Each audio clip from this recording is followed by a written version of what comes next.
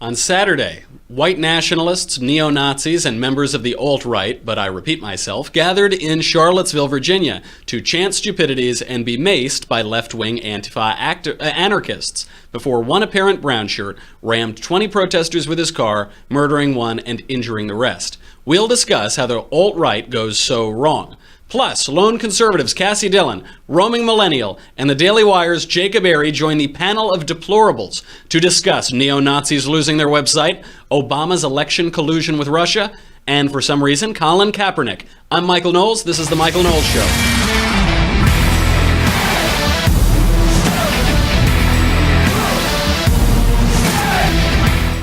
What a weekend that was.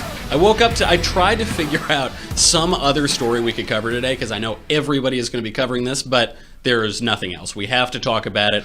I wrote a piece about 6 months ago about the alt-right, kind of a fairly in-depth study of them. So we'll talk about that a little bit today.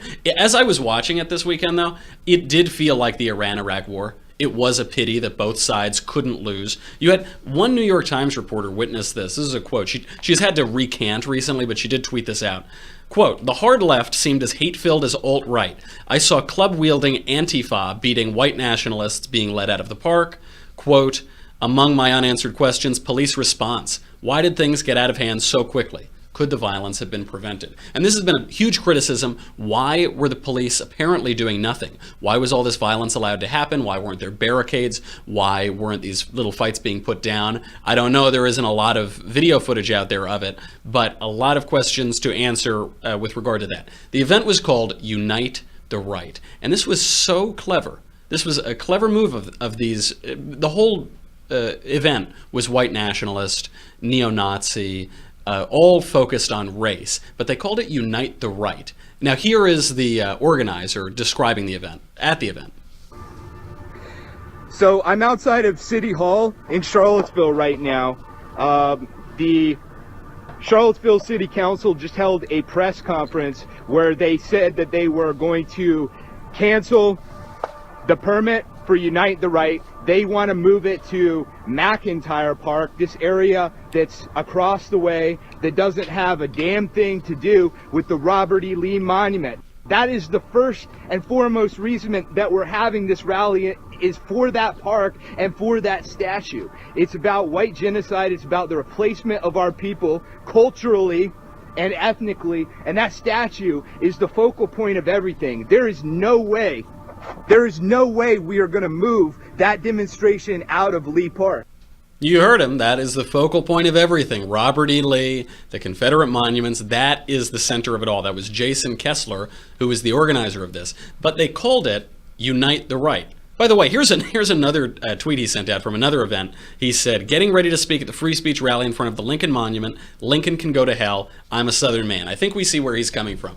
Other people who were helping to organize and appear at this event were Richard Spencer, a well-known white nationalist of the National Policy Institute. He runs altright.com and Radix Journal. KKK showed up. David Duke showed up. A lot of neo-Confederates as well. But they called it Unite the Right because they do have a little bit of intelligence. They do have a little political forethought, and they realized that if they called it Unite the Right, then that would aid in the mainstream media narrative, the inevitable mainstream media narrative, to lump all right-wingers in with this event, all conservatives in with this group of racists. But then further, if it's called Unite the Right, very few people are going to pay close attention to this, then perhaps conservatives would defend these guys in their little protest, and they would therefore insinuate themselves more and more into the conservative movement, the mainstream of right-wing culture. Now, there is a lot of misunderstanding over what the alt-right is and what the alt-right isn't. Most of that was caused by Milo Yiannopoulos, who for a year said he is alt-right, he isn't alt-right. He's a proponent of the alt-right, but he's not on it. He made a lot of contradictory claims in a long piece that he published on Breitbart.com. On the one hand, he says that the racists make up a small fraction, 2 to 5% of the alt-right. On the other hand, he says that all of the central figures in the alt-right are white nationalists and are racists themselves. He names these people like Richard Spencer, Jared Taylor, who's a fellow Yalie and runs American Renaissance, a white nationalist organization, a lot of the neo-reactionary movement, Curtis Yarvin, Mencius Moldbug, a lot of people who have been associated with racism online. So the question is, where does the alt-right go so wrong?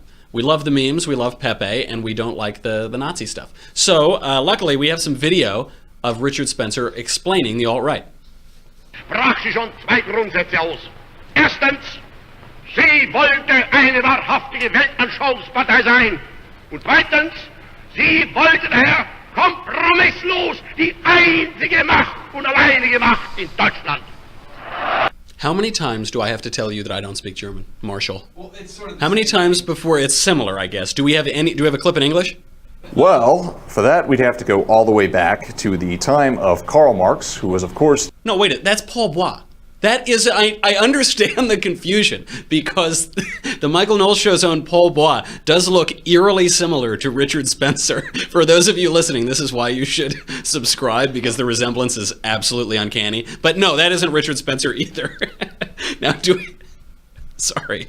So Richard Spencer created altright.com. He's credited with coining the term alt-right. He's a major figure in it. He holds an annual conference with the National Policy Institute, and he has been a leading figure in this movement. Here is the old introductory video to his website. Who are you? I'm not talking about your name or your occupation. I'm talking about something bigger, something deeper. I'm talking about your connection to a culture, a history, a destiny. An identity that stretches back and flows forward for centuries.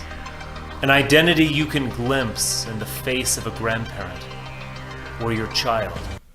That is so creepy. If you can't see that video, it is so weird. I take back the Paul Bois comparison. Paul Bois is James Bond compared to that guy. He is Cary Grant compared to Richard Spencer. But as creepy as the video is, it does raise an important question. A question of identity.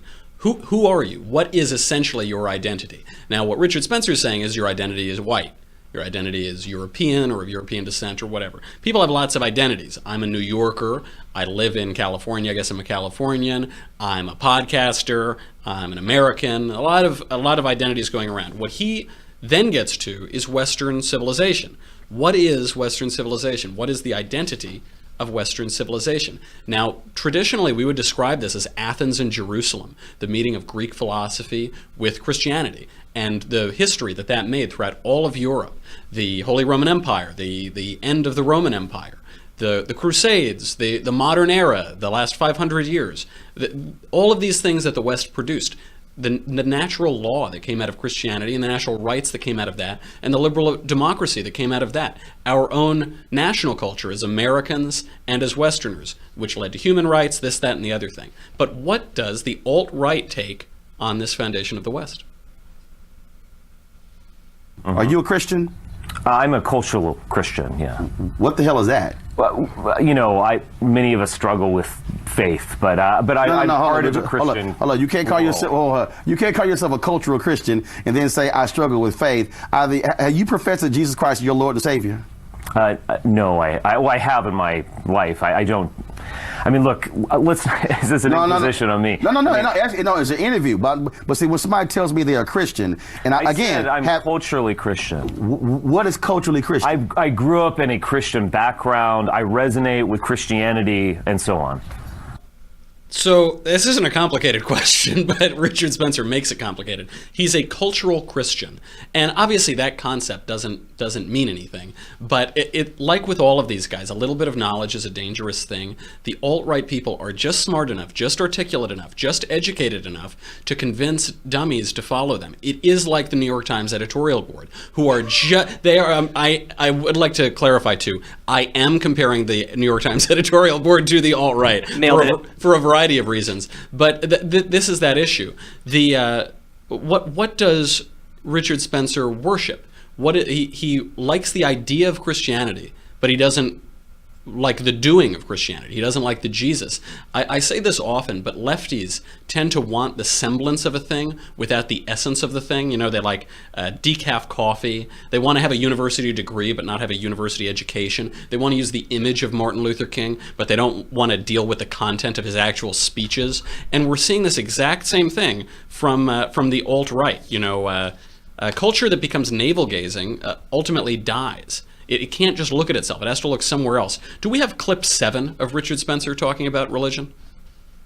Thinking about where does religion come from? Like, how does it evolve? And I think one way to think about it is that, like, religion, like culture, I mean, there's no like, the origin of the word culture is cult. It's the religion and culture, it's hard to even separate them. But it's a way of binding a community and having authority while not necessarily having power. So, if I'm leading an army, I could say, fight. They're going to kill you, so you better fight them. And if you retreat, I'm going to shoot you. Good luck, boys. That's a kind of like brutal way of ordering your troops around and commanding troops. But the way we've seen this in throughout history, and definitely not just modern history, ancient history, prehistory, is that you're fighting for. You might not be fighting for an ideal like democracy or something, but you're fighting for something bigger. It's like God is on our side. That is exactly right. That's why I wanted to play that whole long clip, because he gets it exactly right, and then he gets it completely wrong. Culture comes from cult. A culture is defined by what you worship. A culture that worships money will be a more materialistic culture. A culture that worships sex will be a more lusty culture. But a culture can't worship itself. The Western culture is a culture that was born out of Christianity, a culture that worshipped God in a particular way in a particular place, and it produced wonderful things, works of art, civilization, governments, political rights, the greatest civilization that's ever lived. But a man wrapped up in himself is a very small package indeed, and the same is true of cultures. So if the culture just is trapped in its own existence, it can't become greater than itself. It can't grow. It will just die. So Richard Spencer, he recognizes the importance of Christianity. He recognizes that it's the essence of the Western civilization, but he himself doesn't worship it, because we live in basically a post-Christian society, a post-Nietzsche society in which God is apparently dead. Spoiler alert, he isn't really dead, but according to the culture, he is. So here is Spencer's idea of how to have his cake and eat it too. Do you think that uncucking the church would be a great asset to our cause? It's a good question. Well, again, this is one of those questions that a book could be written on this, but of course, uncucking the church would be a benefit, and I would support that. And adopting that as one's religion, I think we did turn Christianity into something European. We did, you could say, paganize it or Germanize it in many ways. I don't want to ever be seen as someone who's, wearing a fedora and is a shrill atheist who's at war with Christians and thinks we need to, deconstruct the church first or anything. I'm really not like that. Effectively, liberalism and modernism are theological replacements for Christianity. They are post-Christian. Also entirely true until he becomes entirely wrong. Liberalism, modernism, certainly modernism, have become a replacement theology. But there were plenty of replacement theologies. There was communism, there's environmentalism, there's the sort of cult of tolerance that we're seeing now play out at Google and elsewhere. They are replacements for Christianity, but white nationalism is too. Fascism is too. White supremacy is too. Nazism are also movements that have become theological and taken the place of Christianity in the West. And this is also, in particular, nothing new.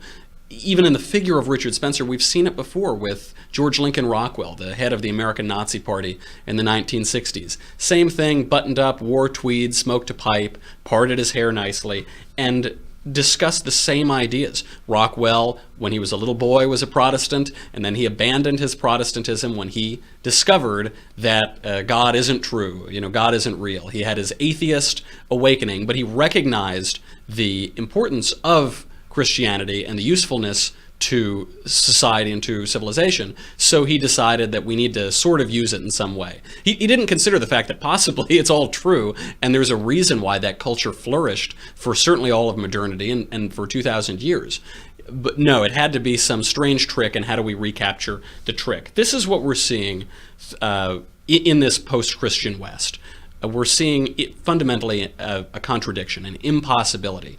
You want to have the Western civilization without the thing that makes it the West. And the term that a lot of these online alt-writers are using is red pill. So you remember from The Matrix. Do we have a clip of it? This is your last chance. After this, there is no turning back. You take the blue pill, the story ends. You wake up in your bed and believe whatever you want to believe. You take the red pill, you stay in Wonderland, and I show you how deep the rabbit hole goes. So that's the choice that they think we have. They think that we're living in a fantasy, the fantasy of 2017 Western civilization. It's illusory, and what we really need to do is wake up to the truth of reality, which is dark and ugly, and it's a hard truth, but we got to do it. Take the red pill. The world is ugly, but let's go ahead and do it anyway. Horace Walpole, the great English writer, said life is a comedy to him who thinks and a tragedy to him who feels. So is life just a hellish facade full of pointless moments until we turn into worm food? Or is there some purpose? I can't possibly answer that. I have to bring on our panel of deplorables. And we have an excellent one today. We have Roaming Millennial, we have the lone conservative, Cassie Dillon, and for some reason we have Jacob Airy. Cassie, welcome. This is your first time here, so you will get the first question. Awesome, this is a real softball. The West has been grappling with it for only about a century or century and a half. Is God dead? Absolutely not. I'm a devout Christian, and I think it's kind of telling to see that these alt-writers have abandoned Jesus. Obviously, they never believed in Jesus in the first place if they're spewing these type of things out there, making it seem like God's creation, which is humanity, is not equal. So it honestly doesn't surprise me to see those videos that you just showed of Richard Spencer. I haven't seen them before. I tried not to pay attention to him. Yeah. But honestly, it doesn't shock me at all. I emailed him, actually, or I Twittered him. He and I follow each other on Twitter. Somebody, I forget who it was, joked that he only follows me because I'm the only non-Jew at the Daily Wire, which might be. I don't know. I'm not sure. But anyway, he didn't get back to me in time for this show. Maybe he'll send in a message or something. But I agree with you. God isn't dead. That's manifestly true. But, Roaming, is Spencer's vision the natural outcome of a post-Christian right wing, or is there a more coherent atheist right wing that doesn't mow down people at protests? Well, I think back what's to the Middle interesting about... Sorry, go ahead. No, go ahead. Well, I think what's interesting about Richard Spencer is that, he kind of coined the alt-right. He likes to parade himself around under the right-wing label, but if you actually listen to what he's saying, he is a literal national socialist. And I'm not saying that, trying to equate him with Nazis and, fearmonger that way. I am. I think the guy is a Nazi. I think it's pretty clear, but maybe you'll take a nicer stance. He's actually in favor of national socialism. I interviewed him on my channel and, asked him about non-ethnic cleansing policies that he might be in favor of. And, he's in favor of things like, socialized medicine. Same thing with, environmental protections that we see coming from the far left. He is not a right-wing person, and I think that kind of extends to his views on conservatism and Christianity as well. I think in his mind, he sees things like the regressive left does, where it's like anything white is right-wing, which is actually not how it works. Right.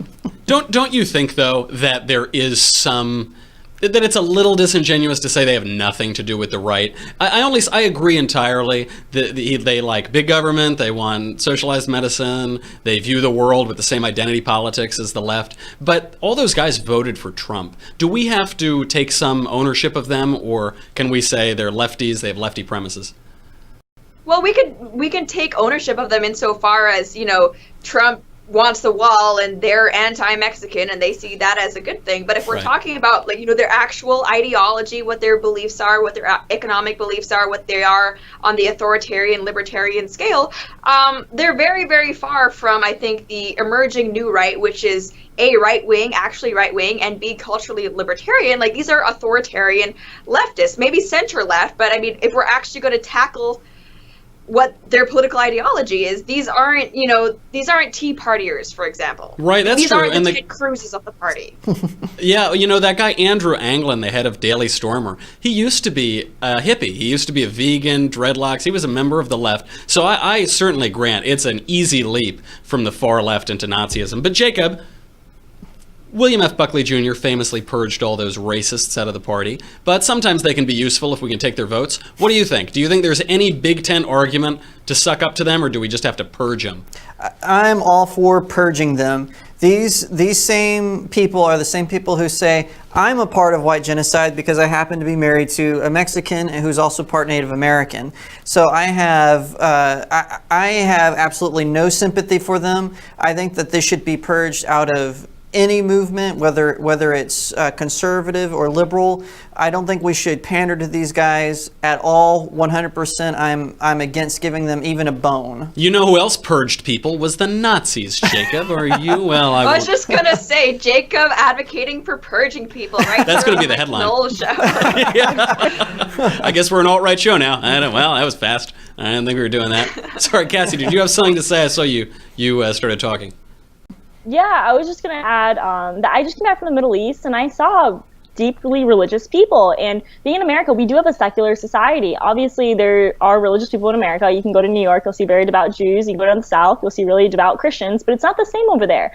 But I don't necessarily think that religion's going anywhere. I think these guys are pretending that Christianity is no longer believing in Christ, but it's just your identity. No, it's still believing in Christ, going to church, being with your family, and believing in God. So I think it's just crazy that they're just trying to pretend it doesn't exist anymore. Right. They love Christendom. But they hate Christianity. They don't see some contradiction in between those two. It's the idea of it, right? It's the idea of uniting people behind one person, but then they want to pervert it. Absolutely. All right, I've had enough of the Nazis. We need to move on to really important stories. Politico is reporting. Oh, by the way, I got to say goodbye to Facebook and YouTube.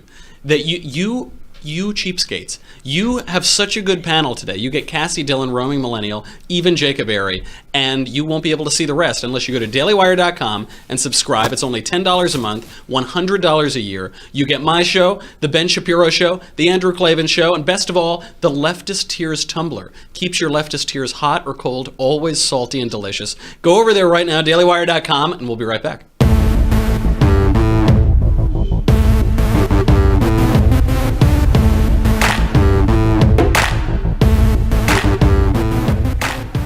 Politico is reporting that President Obama was warned as early as 2014 that the Russian government intended to interfere in Western elections, but they did nothing. Cassie, can we say, perhaps, that Barack Obama colluded with the Russians?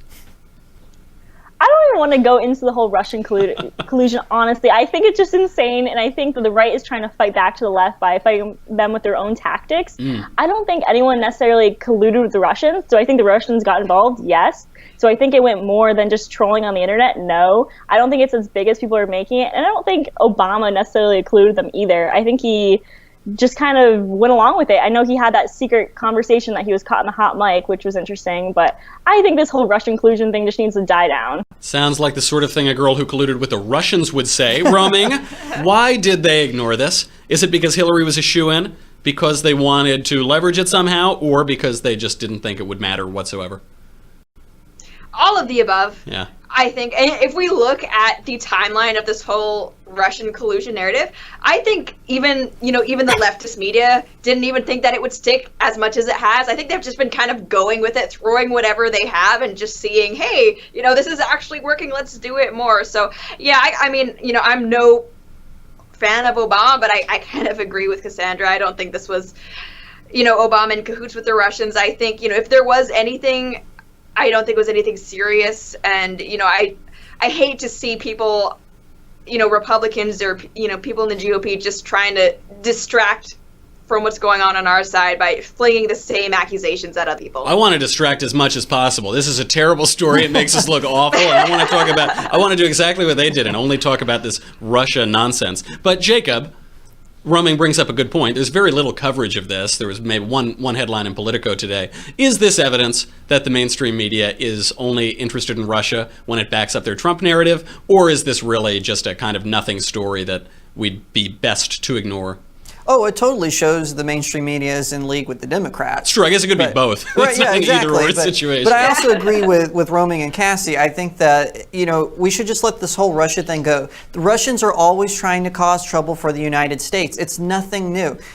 There's no evidence that Obama directly colluded with them, and there's no evidence that Trump directly colluded with them. So the mainstream media just needs to drop this completely. It's not going anywhere until that we find something that they did something more, that the Russians did something more egregious. It just needs to be let go. Fair enough. I agree with that. I'm done talking about those Russians. Now we need to talk about the most important. I can't believe this is a story, but unfortunately it's like one of the only ones today. Over the weekend, Al Sharpton's National Action Network protested outside of the Rams preseason opener because Colin Kaepernick doesn't have a job. If you've forgotten Colin Kaepernick, as I've been trying to, he's that football player who refused to get up for the national anthem and kneeled down during it. Jacob, why doesn't Colin Kaepernick have a job? Because he's not that great of a player. Now, I'm not saying he's on the level of terrible, but he can't get a job because he's not that great. It's the same reason Tim Tebow couldn't get a football job. And by the way, Tim Tebow was a little bit better than Colin Kaepernick. He even won the Heisman Trophy, right? But I still think that the left is trying to make this all about racism, and the right is trying to make it all about the fact that he wouldn't stand for the national anthem. It's just a plain fact that he is just not that great of a player, and that's why he doesn't have a job. But that doesn't sell newspapers. That doesn't get clicks. Cassie, is sitting down for the national anthem sufficient reason not to rehire a mediocre football player? Or is that should that not be considered? I think that this is a bigger trend. If you look at anyone who is in an industry that doesn't have to do with politics, the second they soil themselves with politics, whether it's left or right, oftentimes there's that threat that you might be soiled. You might not be able to go back into your industry without being seen a certain way. For instance, when you have people like Snoop Dogg coming out making these videos with politics in it, what was he, being rude to our president and threatening to kill him, basically, you are yeah, it's pretty rude. You're teasing yourself. People don't want to see that. They want to listen to music. They don't want to hear about politics. They don't want to hear about your views. They just want to see you play a game of football.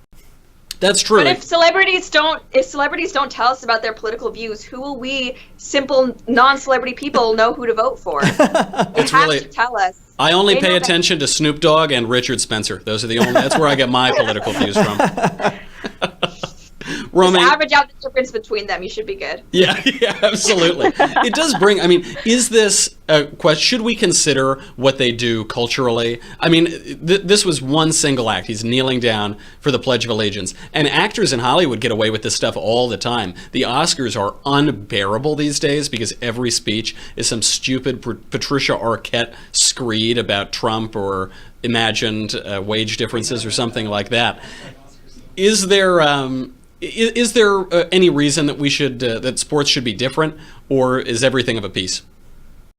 Well, the thing, these entertainers aren't really like regular employees where your employer, as long as you do your job, you get a regular salary, right? Colin Kaepernick, oh my gosh, I don't know football. Join the club. Yeah. So his job, he plays football, but his main job is to bring in viewers and sponsors, right? And if people are put off by his political message, then he's not good for the team. And it's the same with actors. If people get tired enough of someone, let's say like Sean Penn, that they don't want to see the movies he's in anymore, then people aren't going to hire him. And it's not necessarily even whether the directors or the team owners agree with them or not. It's just about business and consumers. I think for the most part we're able to kind of distinguish between these are your personal views and this is you as in your job. But after a while it does get kind of tiring, and I think that football player guy, he definitely put himself in that position. It was like Kaepernick. Oh gosh, that's so racist, Roaming. I know, even though I'm pretty sure that's a white last name, but yeah. It's true. Nobody has the right to throw a football on television. Right? If the advertisers want you out, then you're an entertainer, I suppose, first and foremost. Cassie, I'm going to give you the final word on this. Why do I care? Why does anybody care about this man? Why has this been dominating the news for a year? I'm still searching for the reason. I think the liberal media is maybe getting sick of talking about Russia, but now it's back to Colin Kaepernick. They're going down their checklist. What was it? The airplane, Colin Kaepernick, and now this? the Russia story, so now we're going back to Colin Kaepernick. If an airplane goes down soon, I'm sure we'll talk about that for a few months too. Yeah, it's a cycle. It's a cycle. Never ending. That's an amazing prediction from the panel of deplorables. All right, get out of here. Cassie, nice to have you on. Roaming, wonderful as always. And Jacob. Now it's time for the final thought.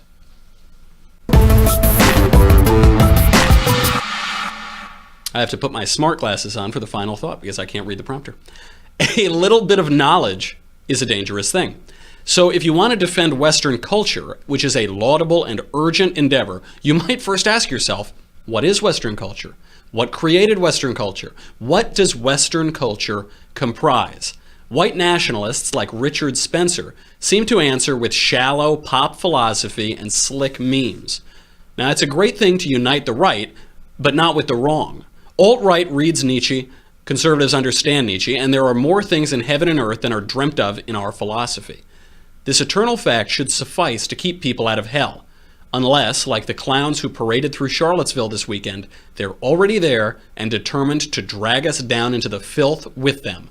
On that, I'm Michael Knowles. This is The Michael Knowles Show. Come back tomorrow and we'll do it again.